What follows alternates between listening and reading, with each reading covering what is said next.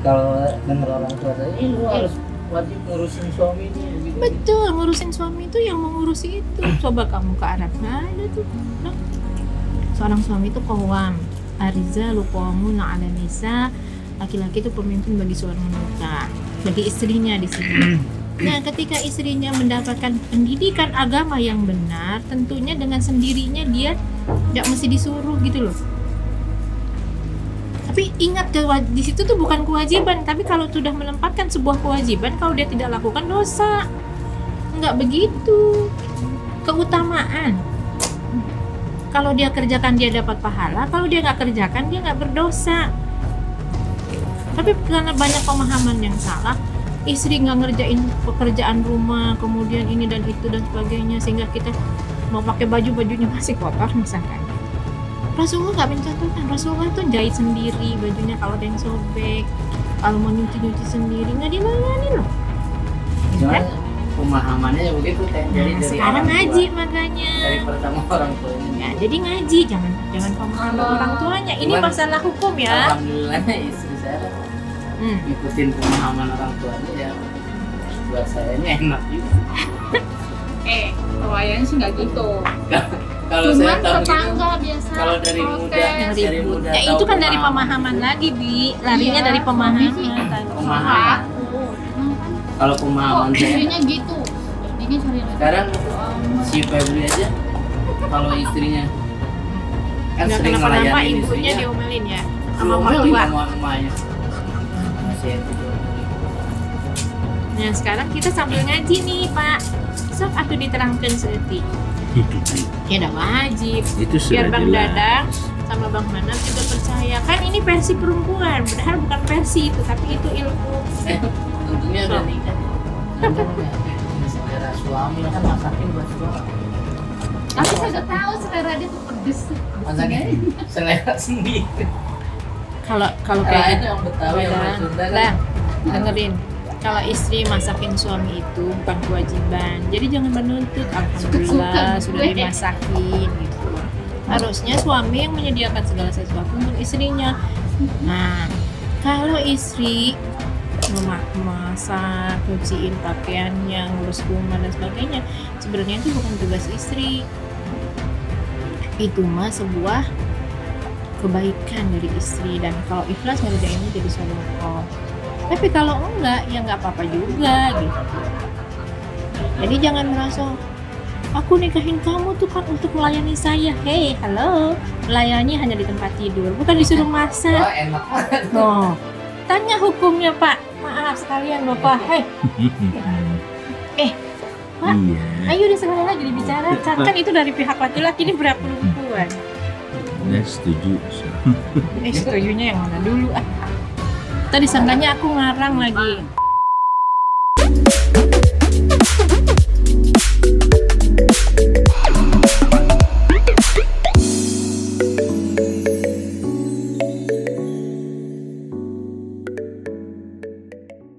Assalamualaikum warahmatullahi wabarakatuh. Waalaikumsalam warahmatullahi Alhamdulillah wabarakatuh. ya, pagi ini kita bisa ngobrol lagi di pagi hari. Cuma saat ini cuacanya tuh sangat terik ya. Jam 8 atau 9 ini kita sudah seperti ini panasnya. Ngomong-ngomong yang kemarin ya, Pak Dadang. Enggak, kita kemarin tuh ngobrol-ngobrol nih sama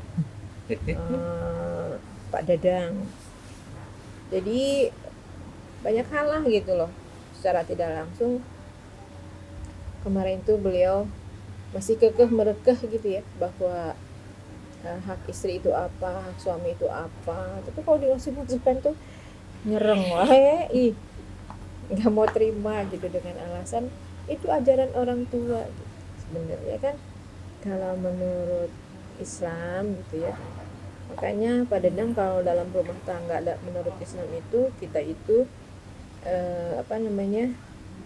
dirimu nih gitu, kalau memilih istri dulu jangan sekarang.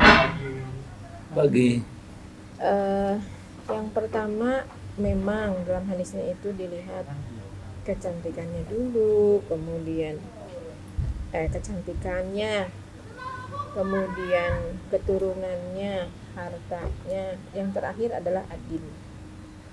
Nah, maka yang terakhir itulah yang sebetulnya yang harus dipilih karena agamanya gitu. Kenapa? Kalau cantik bisa habis. Habis itu dimakan masa karena memang dia juga cantik gitu. Kalau udah tua tetap aja pewat gitu kan.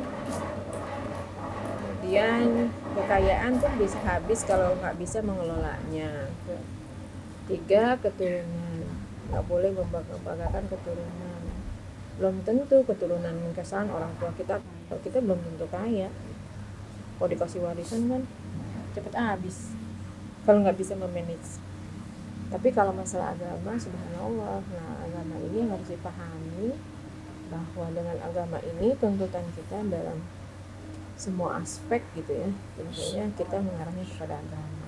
Nah begitu juga kalau kita pilih istri itu ya, yang pertama adalah lihat agamanya baik apa enggak, ibadahnya baik apa enggak. Nah kenapa nanti berpulang lagi bagaimana menjalankan rumah tangga itu berdasarkan syariat Allah Subhanahu wa taala.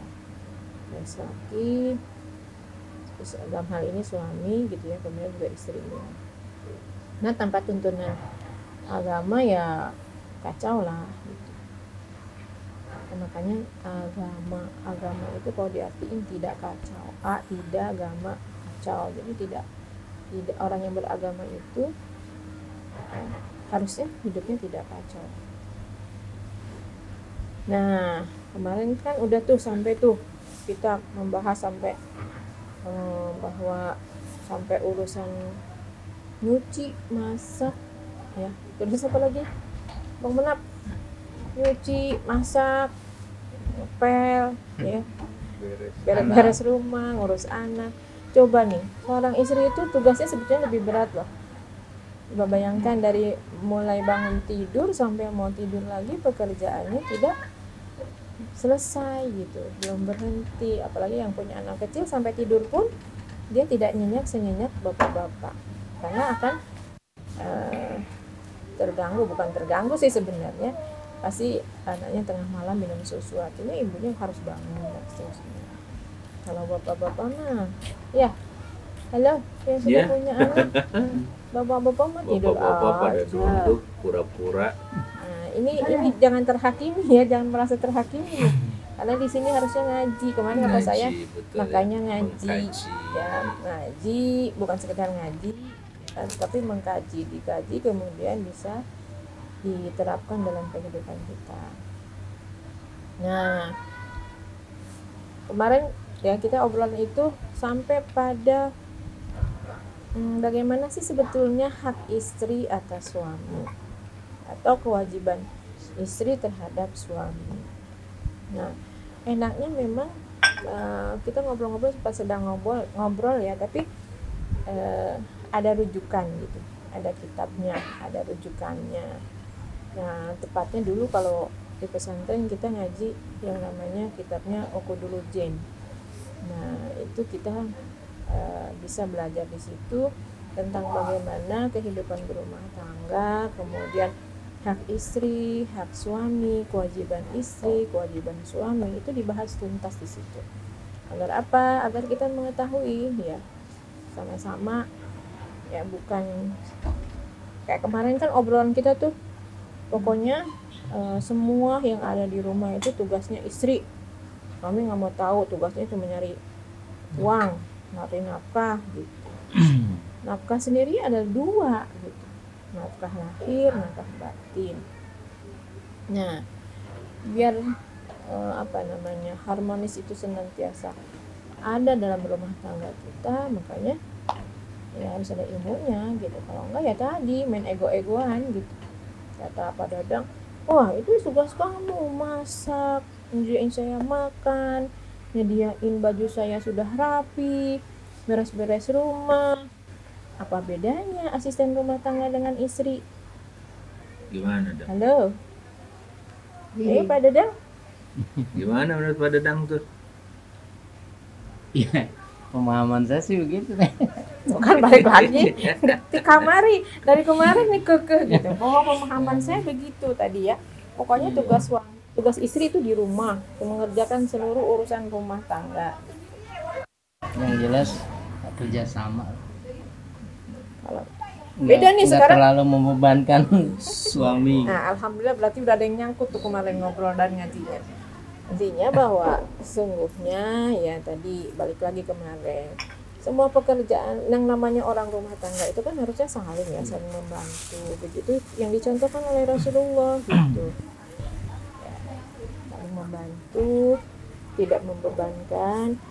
Nah, harus dipahami dong bahwa istri di rumah itu sebuah kemuliaan ya, sebuah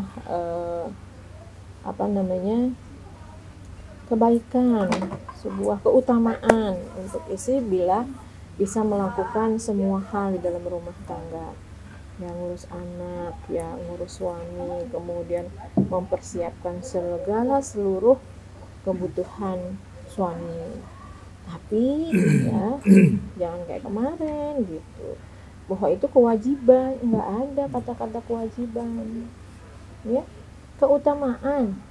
Kalau kewajiban nanti kalau nggak istri kita nggak ngerjain nyuci, nggak ngerjain masak, nggak ngerjain ngepel, ngurus rumah tangga, ngurus anak, dosa. Itu wajib. Itu pada dang yang disebut ada varioboh, ada fadilah. Kalau Ada yang varioboh wajib dan kewajiban keutamaan. dan fadilah keutamaan. Ya. Jadi bila kalau istri itu melakukan semua itu keutamaan, dia kerjakan mendapat pahala karena itu dia lakukan karena ibadah, menjalankan tugas-tugas yang sebenarnya bukan tugas istri gitu. Terus Pak Dadang protes, enak banget kalau gitu ya. Ya emang begitu aturannya gitu, aturan agama yang seperti itu. Makanya seorang suami itu berat sekali tanggung jawabnya ya. Mohon maaf ya, jadi kita dulu bapak-bapak nih datang ke rumah seorang wanita sebelum nikah itu kan minta ke bapaknya mau dinikahin anaknya ya. Ayahnya yang begitu sayang banget sama anaknya, kemudian yang pokoknya disanjung, dimanja dan seterusnya gitu ya. Tiba-tiba dinikahkan sama seseorang yang sama sekali bapak ini belum tahu nih anak laki-laki yang melamar anak saya, yang ingin kepada anak saya ini akhlaknya seperti apa ya, backgroundnya juga bagaimana, belum tahu sama sekali. Tiba-tiba iya aja gitu diterima. Padahal sangat berat ya bagi orang tua itu untuk melepaskan anaknya, karena memang tanggung jawab yang luar biasa gitu. Saya terus terang aja, saya melepas anak perempuan dengan anak laki-laki itu beda. Saya lebih sedih ketika melepaskan anak saya untuk menikah yang laki-laki. Kenapa? Karena saya terbayang oleh saya itu bahwa anak laki-laki itu mempunyai tanggung jawab yang sangat luar biasa ya, terhadap istrinya, terhadap anaknya dan semuanya gitu, pendidikannya dan seterusnya. Kalau kita sebagai suami tidak bisa membimbing istri, tidak bisa mendidik istri ya, apabila melanggar syariah, maka yang ditanya dan diminta pertanggungjawaban itu bukan siapa-siapa tapi suami gitu ya. Ada jadi dulu ajaran orang tuanya begitu, itu mah untuk keutamaan. Jangan sampai istilahnya nih orang Depok bilang jangan malu-maluin ya gitu. Iya, kata orang tua nih, kalau istri mau minta ambilin ini aja kan sama suami, tapi harus minta maaf dulu, ambilin ini, kata orang tua saya gitu. Ya itu subhanallah, mendidik istri supaya solihah sebenarnya, tapi jangan sampai dianggap itu wajib loh gitu. Enggak. Nah itu yang salah gitu.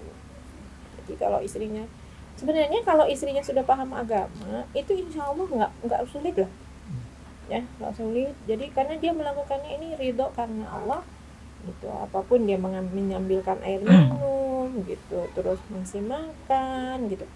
Kalau nggak sempet mengambilkan minum gitu, misalkan mau makan gitu, ada kan tipikal yang makan harus ditungguin, ditemenin, terus makannya udah ada nih nasi semua, ada lauk-lauknya, diem aja. Kenapa?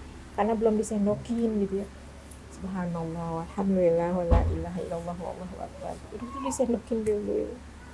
Nah, itu apabila bisa dilakukan itu luar biasa. Tapi ketika itu tidak bisa dilakukan oleh istri, jangan marah gitu, jangan marah dia. Ya, bahwa suami di rumah itu raja. Aduh. Gitu. Ya kata istrinya Dan saya juga istri- tuan putri. Itu putri, Gitu. Nanti kata istrinya queen, saya tuan queen putri. bukan putri. Ya, queen. Ya, barangkali yang lain bisa menambahkan nih bagaimana kehidupan sehari-hari, kewajiban kita sebagai istri, kemudian juga kewajiban seorang suami, begitupun hak istri dan suami. Ustaz Rangga, Pak Ustadz. Baik, Kan Bu kita kan Ustadzah, ngobrol aja, gitu. saya juga ya sedikit menambahkan lah. Mungkin kan selama ini sering kita ya kalau berpandangan itu dengan pandangan masing-masing itu sangat-sangat kuat. Pihak suami seperti ini, pihak istri seperti itu. Nah, Al-Quranul Karim dan Sunnah Rasulullah SAW diberikan oleh Allah kepada kita ini sebagai bimbingan, ya, guidance atau hudan ya. Dan bimbingan ini salah satunya adalah tentang masalah keluarga dan langsung dicontohkan oleh beliau tercinta Rasulullah SAW bersama dengan para istrinya, juga para sahabatnya, membangun pribadi, kemudian keluarga, dari keluarga kemudian Bang bawa aja. ke masyarakat, dari masyarakat menjadi bangsa atau ummah, dari ummah menjadi negara. Nah, kita bisa melihat bagaimana di sini hudallah ini, petunjuk Allah begitu komprehensif, begitu lengkap. Nah, para ulama adalah pewaris Nabi ya. Para pewaris Nabi ini sangat-sangat sebagai pewaris itu sangat-sangat amanah dan menjaga betul ya apa yang oleh Rasulullah SAW dicontohkan, sehingga tersusunlah yang namanya sirah nabawiyah, sejarah Nabi SAW, kemudian sirah para sahabat Nabi SAW dan yang lain-lainnya. Nah, di antara karya yang cukup monumental terutama pesantren-pesantren itu adalah karya dari para ulama yang dikenal yang dulu istilahnya Uqudulujen ya, fi huquqiz zawjain. Uqudulujen sebuah kitab tipis dan kemudian dinamakan uqud itu artinya ikatan-ikatan, al-lujain. Ya, lujain itu kalau bicara luji itu ya lautan gitu ya. Fi huquqiz zawjain. Jadi ikatan dua lautan begitu dalam hak-hak suami istri. Di sini bagaimana ya, dan bayangan para ulama itu melihat suami istri itu ibarat dua lautan yang luar biasa. Kalau lautan ini salah dalam mengelola, sudah pasti akan menimbulkan kerusakan yang fatal ya. Tsunami juga kan bisa membuat bencana besar terhadap hidup manusia ya. Rumah tangga juga bisa jadi tsunami itu kalau terjadi goncangan yang sangat besar ya, dan itu bisa dirasakan oleh siapapun juga. Nah, saya kira itu Ustazah Suryanti yang saya hormati, saya cintai. Alhamdulillah, Uqudulujen yang pernah kita ngaji dulu di pesantren ya, saudara-saudara sekalian yang saya muliakan gitu, dan itu bisa mendudukkan hak-hak suami istri tadi. Jadi hak itu yang paling utama memang hak-hak di sini, karena sekaligus kalau ini hak suami berarti wajib kepada istri, atau sebaliknya kalau itu hak istri berarti wajib kepada suami, gitu aja. Jadi intinya di situ. Nah, ketika diketahui tadi dijelaskan misalkan sedikit dalam obrolan bahwa pada saat kita ya itu tradisi kan di masyarakat kita, apalagi Pak Dadang tadi bilang ya itulah yang dipahami oleh Pak Dadang terutama dari orang tua ya. Orang tua mendidik anaknya atau putrinya, pokoknya lu tiap pagi harus nyiapin untuk suami, masak ya, siapin, kemudian bajunya harus situasinya bersih, kondisi bersih, dan seterusnya ya. Rumahnya harus rapi, betul, kinclong. rumah rapi segala macam. Nah, sebenarnya orang tua juga nggak salah-salah banget tuh dan bilang begitu tuh.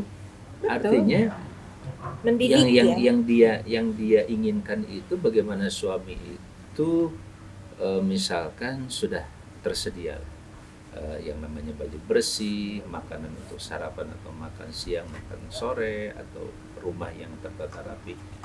Pertanyaannya, haruskah istri yang mengerjakannya, kan gitu kan? Nah kan kalau hasilnya yang menurut orang tua itu seperti itu, mohon maaf yang pura-pura deh.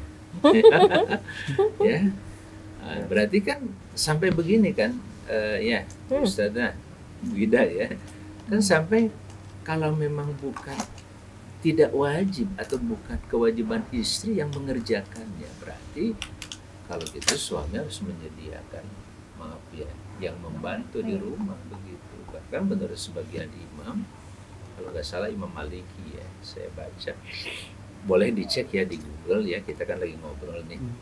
Kalau ternyata di rumah itu butuh dua yang membantu, misalkan satu bagian taman, bagian rumah, yang satu bagian masak, dan suami mampu untuk menyediakannya, itu jadi wajib tuh katanya. Halo Bang Halo. Dadang. Itu dia. Gimana nih Kak Dadang? Ya. Gimana, Bang Dadang, Kak Bang Mana, Pak Asep Satu aja sama. berat tuh kita, apalagi 2-3 istrinya. Satu saja Bukan istri, yang pembantu, ya asisten membantu rumah kita. tangga. Yang Ini lain membantu lagi itu orang kan, satu iya. aja belum. dan yang membantu itu kan tidak harus istilahnya pembantu. Yang membantu kan bisa anak, kemudian bisa cucu juga yang membantu, bisa tetangga juga misalkan kalau dia sudah selesai. Kan beda kalau kita yang sekedar ngasih tips ya, kan ada kadang-kadang tetangga yang baik gitu ya, apalagi di rumah itu misalkan Pak Dadang dan istri itu seorang yang cukup baiklah dengan masyarakatnya, apalagi tokoh ya, atau Pak RT, Bu RT gitu. Kan banyak masyarakatnya, Bu RT aku bantuin ya katanya, bantuin nyuci, bantuin masak. Artinya tidak harus di situ.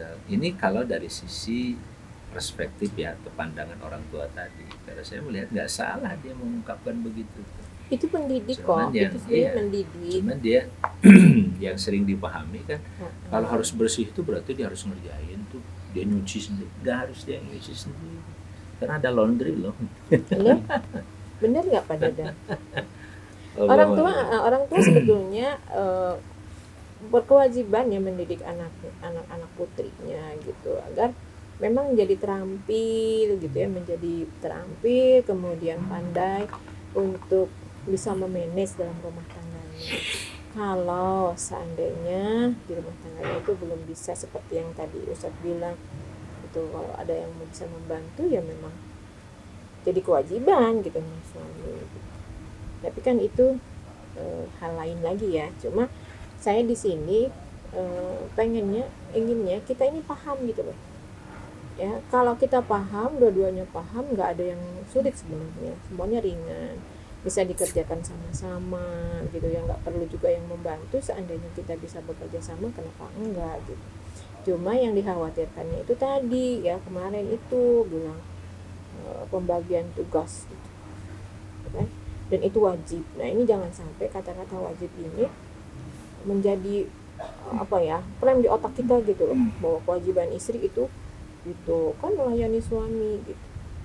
Melayani itu bukan itu maksudnya ya, seperti kita bahas yang pekan lalu gitu. Mudah-mudahan kalau sudah paham itu masya Allah luar biasa. Makanya saya rasa ya orang berumah tangga itu ta'arufnya bukan setahun 2 tahun ya, bahkan Sampai saya meninggal. sampai 35 tahun loh menikah Bang Dadang. Sampai saat ini saya tetap masih, ya orang kok aneh ya gitu, masih meraba-raba gitu, tidak bisa. Bahkan sangat mungkin sampai wafat Nah, ya, itu. sampai meninggal, sampai Karena budak, sampai ditalkinin dan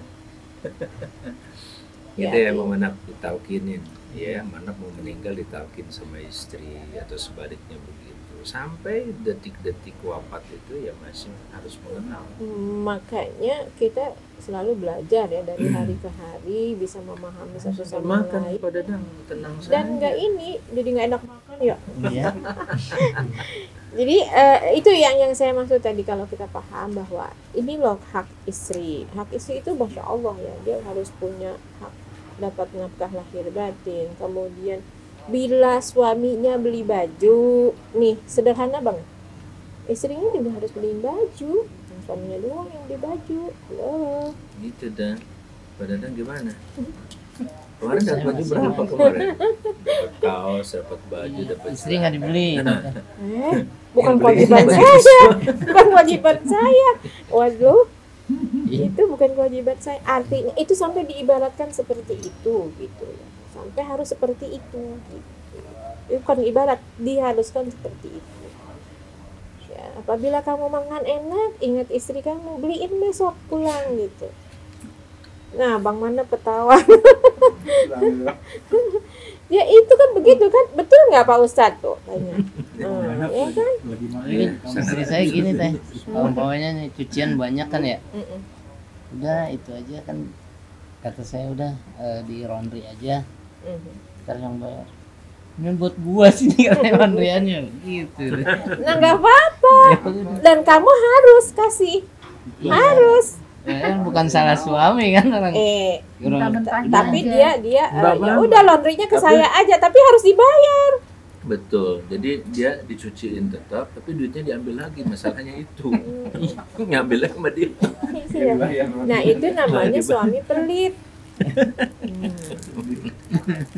Itu subhanallah, kata kan Bang Dadang mau meringankan sebenarnya. Nah, ya udah laundry aja, ya udah daripada laundry saya aja ada yang nyuci. Sama harus dikasih uangnya Kalau tadi. lagi sakit kan, saya kan nggak bisa nyuci, nggak bisa gosok. Mhm. Udah di laundry aja, sekalian gosok kan udah rapi tuh. Hmm. Murah sekilo berapa? Ah sayang duitnya buat gua, buat beli beras. Ya udah saya kasih dia tuh. Tapi kalau Tapi gitu kan duitnya nggak Tapi ada jangan dosa. jangan begitu bahasanya. Ya udah tuh. Nggak gitu bahasanya, itu mah Duitnya sakit dikasih. Dikasih ke dia. Tapi buat beli beras ayah. Balik lagi ke dia. Oh, kumaha. Nggak bisa dong itu kalau duit. Itu Nah mah makanya kalau beda. duit istri, kalau duit istri mah buat istri. Nah makanya Kalau nafkahnya. duit suami buat semua keluarga. Nah, semua. itu dia kata Bang Dadang, curang benar. Bukan begitu lagi. Ini pemahaman agama, saya bilang itu. Tadi kan gitu ya. Bahasa Iya. beliau tuh gitu. Makanya nafkah itu bukan ya, ini juga harus dipahami nih Pak Ustadz. Jadi gini misalkan Sambil sarapan ya. suami itu kan ngasih uang misalkan yang bergaji ya gitu ya. Cep. Digajinya itu 2,5 juta. Nap. 2,5 juta gitu ya. Iya. Nah itu 2,5 juta itu misalnya ya, dikasih istrinya tuh dihitung ini, dikasih aja semuanya sama istrinya. Padahal sama istrinya tuh udah diatur ya, bayar listrik, bayar sekolah, Arisan. arisan mah lain lagi dah, bayar yang pokok nih, itu arisan kan tidak pokok ya. Bayar listrik, bayaran anak-anak, kemudian belanja bulanan. Itu tuh sebenarnya kalau kita serahin ke bapak-bapak, udah deh Pak, bapak aja yang ngatur, pusing gitu. Nah, afwan, ini bukan kufur nikmat ya gitu, karena mohon maaf juga neraka itu banyaknya isi perempuan itu banyak sekali karena memang tidak bersyukur terhadap pemberian suaminya. Betul nggak Pak Ustadz? Nah, bagaimana mensyukuri nikmat Allah itu dengan pemberian suami, tapi suami juga harus mengerti gitu kebutuhan. Artinya itu nafkah yang dimakan rame-rame kan semuanya masuk di situ. Istri itu lain lagi Pak. Buat istri lain lagi, bukan di situ, dipisah. Kan dapatnya cuma segitu. Ya itu artinya gini. Misalkan istrinya dikasih 500, yang 2 juta nih ini. Itu Oh jadi Itu buat kitanya istri. yang ngatur gitu. Iya, Ini buat sehari-hari. Gitu. ya gitu. Betul nggak sih Pak Ustadz Kalau tuh? saya nggak, saya Iya. langsung kan. Artinya si istri ini punya keleluasaan untuk mengatur kebutuhan dia gitu. Dan itu harus dipenuhi lah sama suami. Kalau nggak ditagih, saya tagih di akhirat gitu. Gimana tidak? Ya udah besok nanti Ya memang nasinya itu gitu. ya sebenarnya kan begini, hak dan kewajiban itu didudukan dulu. Saya sering istilahkan di majelis itu tempat duduk. Ini haknya, ini kewajibannya. Bahwa kemudian yang dilepas oleh istri dan akhirnya suami bebas atau sebaliknya.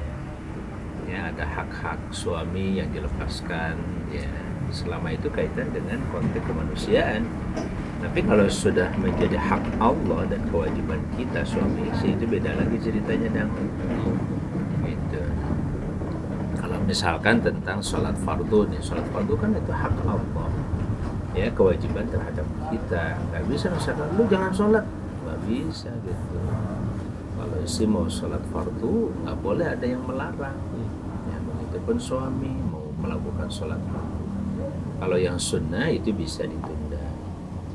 Misalkan kewajiban istri pada suami kan mentaati suami, misalkan ketika berbenturan dengan dua kewajiban, ini kewajibannya kepada Allah dan itu hak Allah, dan kewajiban pada suami misalkan, maka didahulukan kewajiban kepada Allah. Itu dah. Jadi jangan ngomel dan kalau istri mau sholat fardu ini, lu jangan sholat dulu, dengerin gua dulu gitu. Itu tuh yang kecuali sholat sunnah kan, bahasa sunnah dengerin gua dulu kan. Iya. Walaupun itu bisa saling lah, artinya fleksibel aja, artinya lentur aja kita kan dalam pengaturan itu. Ini menarik nih kalau ngobrol kayak gini nih, Dan. Bu Ida, apa dong, ada cerita apa nih? Cerita nih kalau udah yang seru tuh yang kemarin ya sebetulnya, gimana kalau masak gitu, terus masakannya diprotes sama suami gitu. Ya udah kalau protes terus masak aja sendiri. Kalau masakan sih ya dari orang tuanya gitu. Kalau masakan Tuh kan balik lagi istri, orang tuanya kan. enggak, masakan istri itu nggak boleh dicela walaupun asin gimana, bilang enak aja gitu. Nah, Cuman saya itu. belum bisa begitu. Nah artinya kamu masih berat itu berarti Ya, kita- masih berat untuk Kita masih memuji. jujur teh, yang nggak enak, yang enak. Bahasanya nggak begitu terlalu polos atau pada dam. Itu masalah, Ini bukan masalah masakannya jujur. sebenarnya enak, Edi. Sebenarnya masakan kamu tuh enak. Cuma kebanyakan garam dikit aja gitu. Tumpahan garam. Nah itu kan gitu bahasanya jadi enak. Jangan ngomong Kemarin gimana? masak Bawa asin pengalaman Bu Ida apa, Bang? Cuma enak-enak aja. Enak-enak. Aja. Penting seleranya ada. Enak-enak aja ya. Alhamdulillah. karena udah tahu jawabannya jadi kalau kalau emang nggak enak ya udah masak aja sendiri. Kalau kasih telur nggak enak, nelor aja Telur sendiri. aja sih. Ya barangkali insya Allah cukup ya kita sambung. Iya, Di mungkin ditutup dengan pagi-pagi yang lain. salah satu cerita Oke. ya. Jadi kitab ini ditulis memang oleh di sini dengan sangat apa ya, sangat amanah tapi juga rendah hati. Dan itu diungkapkan di sini ditulis oleh Ba'dun Nasihin, katanya seorang penasehat atau seorang ulama yang memberikan nasihat kepada keluarga barangkali untuk istri dan suami. Nah kemudian disyarahi oleh Al-Imam Nawawi Al-Bantani. Ini salah seorang ulama yang cukup dikenal ya di dunia, bukan hanya di Indonesia, karena buku-buku Al-Imam Nawawi, Muhammad bin Umar bin Ali An-Nawawi atau Nawawi Al-Bantani Al-Jawi, ya orang dari Pulau Jawa gitu ya, karena Banten masih masuk Pulau Jawa. Al-Bantani dari Banten. Itu sangat dikenal dong di dunia ya, bahkan kitab-kitabnya, tafsirnya juga. Dan dia menulis waktu dahulu itu justru dengan bahasa Arab, sehingga dengan bahasa literasi bahasa Arab yang baik ini diakui keilmuannya oleh ulama-ulama di dunia. Nah salah satunya adalah buku atau kitab yang relatif banyak pesantren ya, diantaranya adalah Syarhu Uqudil Lijain, atau kalau mau ditetapkan dengan Uqudu karena nama kitab, syarah kitab Uqudul Lijain fi Bayannya Huquqis Sayyidain, jadi syarah tentang ikatan-ikatan dua lautan tadi dalam pembahasan hak-hak suami istri. Nah karangan Al-Faqir Muhammad bin Umar bin Ali An-Nawawi Al-Bantani Al-Jawi. Nah, kemudian di sini dijelaskan ya ada betapa kebiasaan dari para ulama dengan mengkaji bismillah. Nah, Bismillahirrahmanirrahim ini luar biasa ya. Bismillah yang juga pernah dibahas di matrik ya, di majelis tadabbur interaktif Al-Quran secara panjang lebar panjang lebar, terus apa lagi, tinggi rendah begitu dan seterusnya. Itu luar biasa memang ya, memiliki makna dan nilai yang sangat dalam sekali. Bahkan di sini misalkan diungkapkan basmalah itu merupakan katsiratul barakah, banyak sekali keberkahan-keberkahannya. Bahkan muallif atau penulis kitab Uqulul Jan memulai dengan Bismillahirrahmanirrahim. Kemudian dikatakan juga innal kutubal munazzalah, katanya bahwa kitab-kitab yang diturunkan dari langit itu mi'atun wa arba'ah, ada 104. Ada suhuf syid, ada situn, ada suhuf yang diberikan oleh Allah kepada Nabi Syith, kemudian ada suhuf Ibrahim 30, ada suhuf Musa sebelum Taurat itu ada 10, kemudian Taurat, Injil, Zabur, dan Al-Furqan yaitu Al-Quranul Karim terakhir. Dan makna-makna seluruh kitab ini dihimpun ya, seluruh kitab-kitab dan suhuf ada di dalam Al-Quran. Wa ma'na Al-Quran, dan makna-makna Quran itu seluruhnya ada di dalam Al-Fatihah. Wa ma'anil Quran majmu'atun fil Fatihah. Wa ma'anil Fatihah majmu'atun fil Basmalah. Dan makna-makna Fatihah itu dikumpulkan seluruhnya di dalam Basmalah. Karena inti dari keseluruhan Quran, keseluruhan Al-Fatihah itu intinya ada pada rahmat Allah tuh, dan keyakinan kepada Allah Subhanahu wa taala yang diungkapkan dengan nama Allah yang Maha Pengasih lagi Maha Penyayang. Dan basmalah itu tuh beda, ini dikumpulkan dalam satu huruf saja yaitu ba, dengan. Subhanallah, sederhana tuh ya. Dengan siapa? Tentu di sini dengan nama Allah SWT. Karena hidup kita ini tidak bisa lepas dengan. Ya, kamu pergi dengan siapa, kamu makan dengan apa, kita bekerja dengan siapa, dengan apa, itu tidak bisa lepas dari dengan. Makanya ba di sini lil isti'anah, menunjukkan untuk permintaan tolong. Hanya masalahnya minta tolong ke siapa, itu saja yang paling penting. Maka Bismillah memberikan semacam guidance atau petunjuk kepada kita, meminta tolong itu tentu kepada yang maha segala-galanya, yang maha bisa mewujudkan apapun yang kita butuhkan. Kemudian ada kisah katanya, seorang perempuan memiliki suami yang munafik nih. Ya.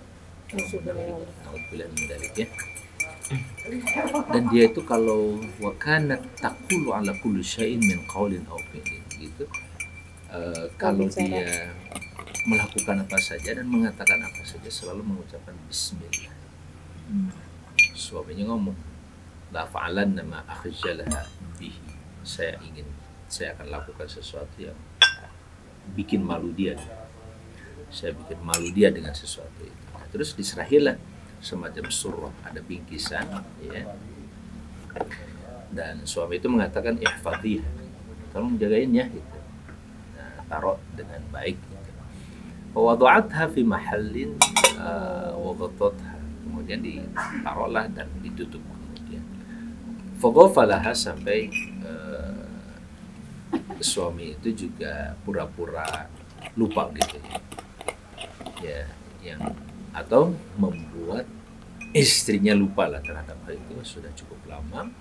Terus dia diam-diam tuh ba'akhadha surah, diambil tuh bingkisan tadi, kotak tadi, waromaha fi bi'rin fi dari, terus dilemparlah, dibuang ke sungai di sekitar rumahnya.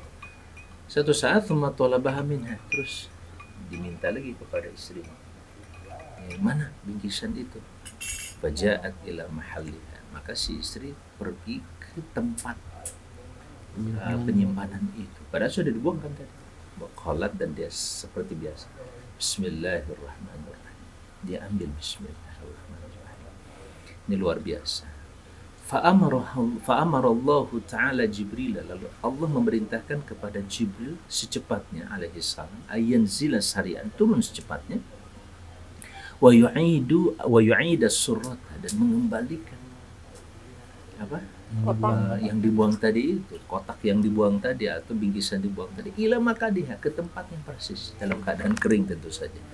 Fawada'at yadaha, lalu si istri tadi meletakkan tangannya untuk mengambilnya. Fawajadatha kama wada', dan ternyata dia bisa menemukan seperti waktu dia meletakkannya. Fa'akhadatha wa nawalatha, terus diambil dan diperoleh dan diserahkan ila zawjiha, kepada suami. Ini kata aja, Pak.